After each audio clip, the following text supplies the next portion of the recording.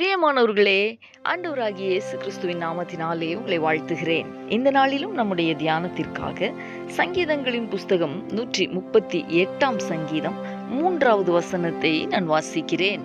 நான் கூப்பிட்ட நாளிலே எனக்கு மறு உத்தரவு அருளினீர், என் ஆத்துமாவிலே பலன் தந்து என்னை தைரியப்படுத்தினீர்.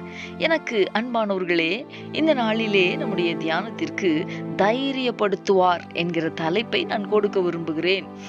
சங்கீதக்காரனாகிய தாவீது தேவன் தனக்கு பதில் கொடுத்த விதத்தை இங்கே பதிவு செய்திருக்கிறதை நாம் பார்க்க முடிகிறது.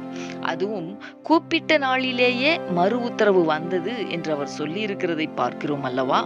நம்மில் பலரும் அநேக காரியங்களுக்காக கூப்பிடுகிறோம். நாம் நினைக்கிறது உண்டு, என்ன தெரியுமா, என் கூப்பிடுதலுக்கு இன்னும் பதில் வரவில்லையே, எப்பொழுது தேவன் என் ஜெபத்தை கேட்பார், எப்பொழுது எனக்கு பதில் தருவார் என்று அநேகர் நம்முடைய உள்ளங்களிலே கேள்விகளோடு காத்து கொண்டிருக்கிறோம் அல்லவா? அன்பரே, நாம் வேதத்திலே வாசிக்கும் பொழுது பக்தனாகிய தானியேலுக்கு அவருடைய ஜெபத்திற்கான பதில் 21 நாட்கள் காத்திருந்து அவர் பெற்றுக்கொண்டார். ஆனால் அதே நேரத்தில் ராஜாத்தியாகிய எஸ்தர் அவருடைய ஜெபத்திற்கு 3 நாட்கள் உபவாசத்திலேயே பதிலை பெற்றுக்கொண்டார். 38 வருடமாய் பெதஸ்தா குளத்தண்டையிலே காத்திருந்தவன் எதிர்பாராத நேரத்தில் இயேசுவால் சுகம் பெற்றான். இப்படி பல விதங்களில் தேவன் தம்முடைய பிள்ளைகளுக்கு காலாகாலங்களில் ஜெபத்திற்கான பதிலை தந்தவர். நமக்கு பதில் தராமல் இருப்பாரோ? நிச்சயமாய் பதில் தருவார். நமக்கான மறு உத்தரவு வெகு தொலைவில் இல்லை. நமக்கும் மறு உத்தரவு தந்து நம்முடைய ஆத்துமாவிலேயும் பலன் தந்து நம்மையும் தைரியப்படுத்துவார். இந்த கர்த்தருடைய வார்த்தைகளை விசுவாசித்து நாம் ஜெபிக்கலாமா? எங்களை நேசிக்கிற எங்கள் அன்பின் பரலோக தகப்பனே, ஆசீர்வாதமான இந்த நாளுக்காக உமக்கு நாங்கள் நன்றி செலுத்துகிறோம்.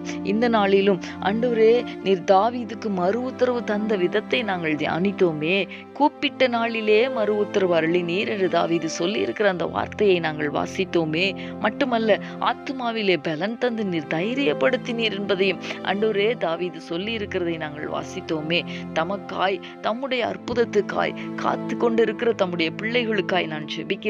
தேவனாகிய கர்த்தர் தம்முடைய பிள்ளைகளுக்கு சீக்கிரத்திலே மறு உத்தரவு தந்து உடைய பிள்ளைகளை தைரியப்படுத்த வேண்டுமாய் ஜெபிக்கிறேன். காத்திருக்கிற நேரங்கள், ஆண்டவரே, சோர்வுக்குள்ளாகிற நேரங்களிலே தேவனாகிய கர்த்தர் தம்முடைய பிள்ளைகளை பலப்படுத்துவீராக, தைரியப்படுத்துவீராக. நீர் அப்படி செய்ய போகிறதற்காக உமக்கு ஸ்தோத்திரம். இயேசு கிறிஸ்துவின் நாமத்தில் வேண்டிக் கொள்ளுகிறேன் நல்ல பிதாவே. ஆமேன், ஆமேன்.